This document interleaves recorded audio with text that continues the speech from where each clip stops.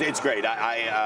You know, when you make a movie, generally the biggest hurdle is trying to get people interested and to know that it exists. And this is one that everyone knows it exists, and they have strong opinions on. It's the 21st century, and people had a problem with an all-female Ghostbusters cast. I mean, explain that to me. Well, you know, look, there was two waves. There was people who just had issues with women taking over these roles, and to them I say, get a therapist, go work that out. But then there's also people who are just very passionate about this movie, and people get very nervous about remakes and reboots because, you know, you're touching a classic. But for me, it was just like, here's this amazing idea that was such a great showcase for all these funniest people of the time back then. Why should we not have this new vehicle allow the funniest people working today to showcase themselves? Do you try to figure out the box office? I mean, do you have that in mind, and do you follow it? So the fact that we were down, call it roughly 10% on the year last quarter for the U.S. box office, what does it say to you? What do you think is going on in the movie business? Well, I mean, every movie is kind of unto itself, and all I can say is that audiences want quality, and they want to be surprised by things. Sometimes that means you bring them something they know and give it a new take. Sometimes it means just everything being completely new.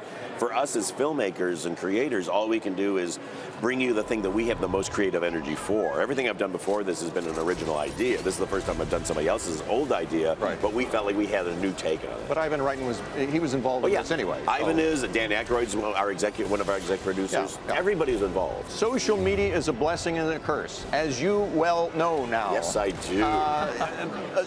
I mean, it speeds up the word of mouth process. You know, Will Smith just said recently at Cannes, as you know, the word of mouth begins the moment the picture comes out, because people can tweet right away what they think of the picture, right? Yeah, total. Well, I mean, the good thing about that is it become a total meritocracy.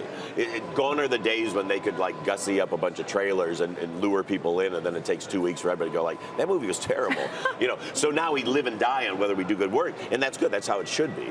But at the same time, with the internet, so much stuff comes out in the run-up to things that everybody thinks they know what's coming, and there's almost too much information. You remember, you know, I'm 53 years old. I remember when I used to go to the movies, I maybe saw one trailer. I had no idea what I was going to see, and so you get this pure experience. And it's hard to keep surprises now.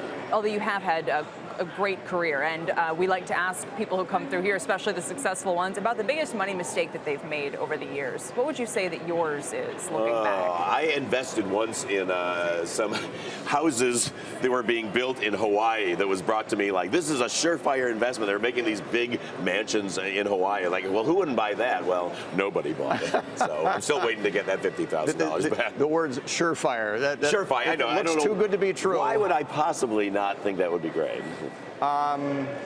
Did it take the fun out of making this picture? All the angst ahead of time? No, it didn't. I mean, look, it was kind of surprising that there was that much vitriol, but all I can do when I make a movie is try to create a fun atmosphere where myself and all the funny people I work with can have a great time. That's how I've made my smallest films. That's how I've made this gigantic film. And that brings that energy so that an audience still has fun. And that's all you can do. And you have to have fun. And you just try to go like, okay, when people see it, they will know what we were trying to do. And what's next for you? Is it another traditional box office release, or would you experiment with some of the newer options on the streaming platforms? Well, I mean, the first thing's up for me is a long vacation while I die. No, I love all the new mediums that we have. And I actually did a series for Yahoo last year called Other Space. It was an original show that we streamed. As a creator, all you want are outlets for your material to come out. And so I want to play with movies. I want to play with all this. But I love movies. They're my passion. Hey CNBC fans, thanks for checking out our YouTube channel. Here you're going to find videos packed with all of the information that you need to be smarter about your finances. You can subscribe by clicking right here, and click on all the videos around me or the eye right here to watch the latest from CNBC.